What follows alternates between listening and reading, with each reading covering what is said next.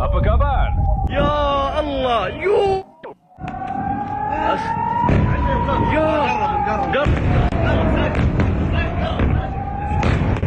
Bertenang.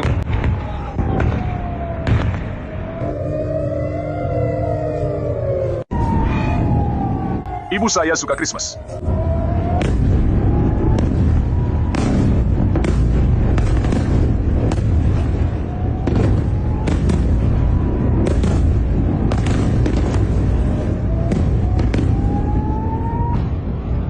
Okey semua, kita kena bangun dari lantai. Mereka semakin dekat dengan kita di sini.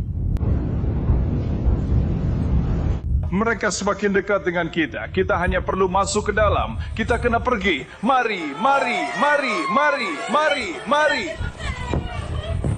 Mari. Mari. Mari.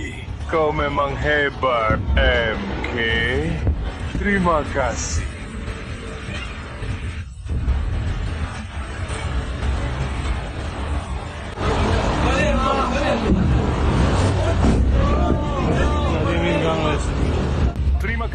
Terima kasih. Jatuh abang, jatuh dalam hidup di Nebatim. Jatuh di Nebatim abang, jatuh teruk di Nebatim. Dengar abang?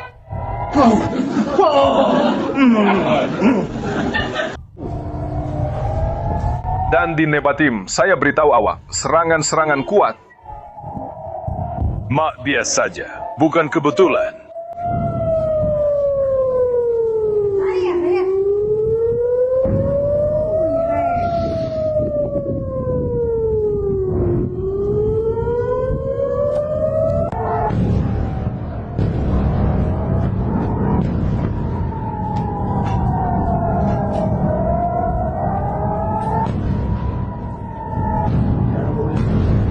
Dan Kornhoffel.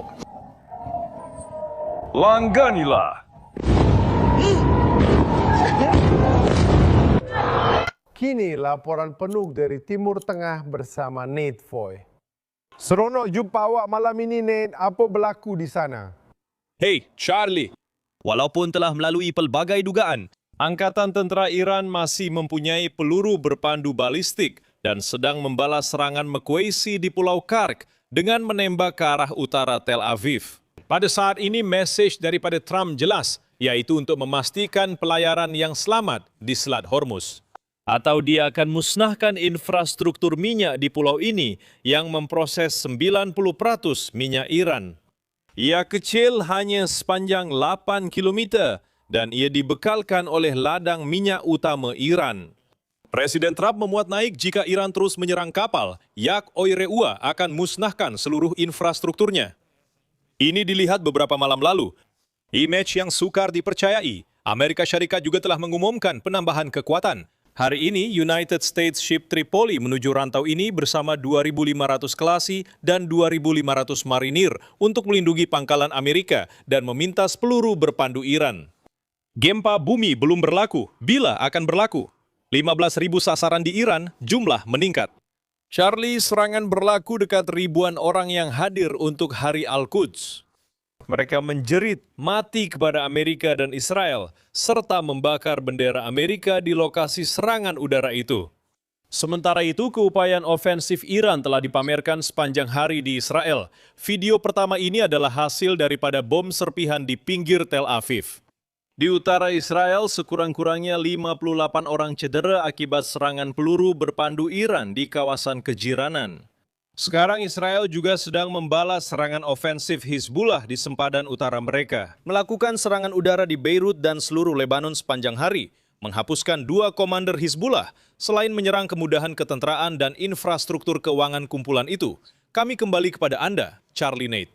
Adakah kita ada panduan rasmi tentang berapa lama United States Ship Tripoli akan tiba di lokasi diperlukan?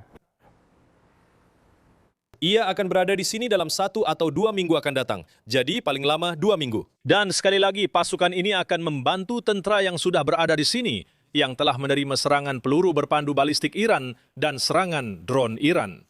Mereka akan cuba mengurangkan keupayaan Iran yang kini menjadi matlamat utama. bukan hanya melindungi pangkalan, tetapi juga kapal yang belayar di Teluk Parsi dan Selat Hormuz. Nate Foy, laporan. Terima kasih atas maklumat ini. Mari kita panggil Dan Hoffman, bekas Ketua Stesen CIA dan kolaborator Fox News. Kami terima kemas kini ketenteraan pagi ini tentang kejayaan mereka. Bagaimana anda nilai perisikan itu? Saya rasa perisikan itu memang luar biasa. Kunci kepada serangan tepat terhadap peluru berpandu balistik Iran, drone mereka dan program nuklear mereka bergantung kepada perisikan daripada sumber manusia, isyarat dan pengintipan udara. Inilah mata dan telinga Angkatan Tentera ZOA untuk melancarkan serangan tersebut. Sekarang pengarah CIA Ratcliffe bertanggungjawab untuk melaporkan mengenai dinamik dalaman rejim Iran. Kita belum melihat pemimpin agung baharu dan ada keraguan jika beliau hanya simbol untuk golongan garis keras pengawal revolusi Iran. Niat Iran kini sangat kritikal. Bagi setiausaha Hexet memahami rancangan mereka di Selat Hormuz dan seterusnya adalah sangat penting semasa kita meneruskan usaha peperangan ini. Boleh awak ceritakan sedikit lagi tentang Ayatollah sebab seperti yang awak katakan tiada bukti kehidupan yang sebenar. Presiden Trump juga ada mengulas tentang perkara ini. Dia sertai program dengan Killmeat. Lihat di sini. Akhir sekali, Kita dengar daripada pemimpin agung dalam satu kenyataan panjang. tetapi kita tidak nampak dia Mereka kata dialah yang. menulis ucapan itu. Pertama sekali, Awak percaya dia hidup?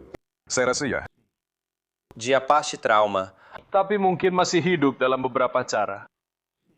Selepas mendapat maklumat itu, jika benar, apakah situasi dan cara perkhidmatan risikan berfungsi di Iran?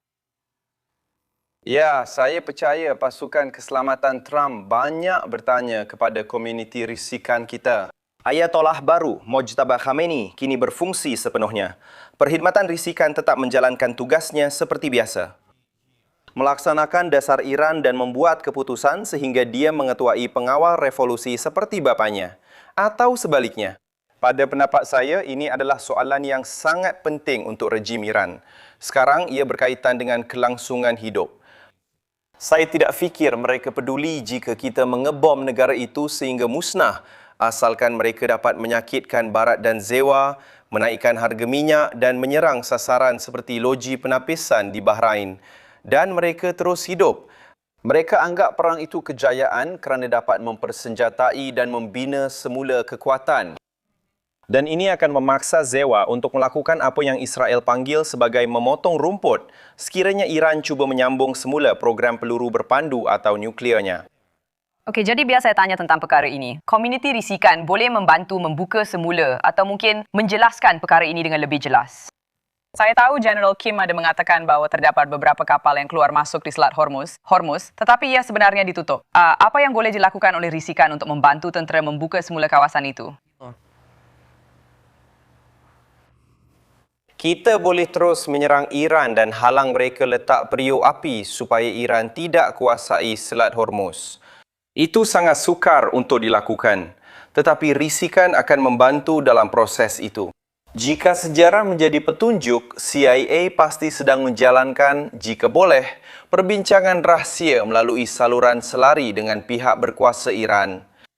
Kita tidak tahu sejauh mana penggantian warisan ini yang sentiasa ditentang oleh Iran mungkin telah memecah belahkan sektor keselamatan Iran.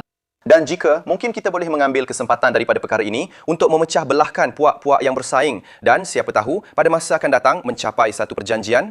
Ada sesuatu yang sedang dipertimbangkan untuk Iran, seperti pengurangan atau penghapusan sekatan.